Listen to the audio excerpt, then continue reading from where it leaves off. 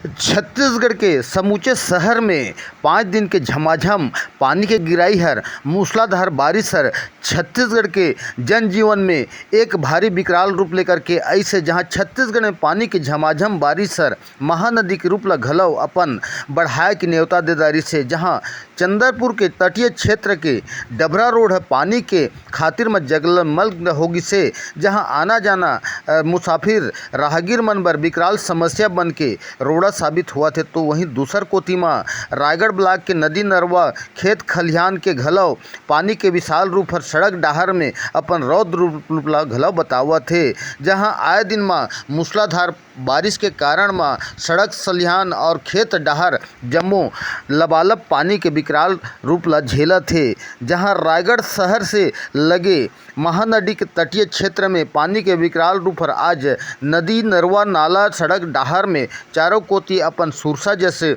मुँह ला चकियावत है। जहां अवैया जवैया मुसाफिर मन बड़ी मुशक्कत ले अपन कठिन परिश्रम करके पानी ला पार करके अपन मुकाम मंजिल तक पहुँचत हैं। जहां 5 दिन के झमाझम छत्तीसगढ़ के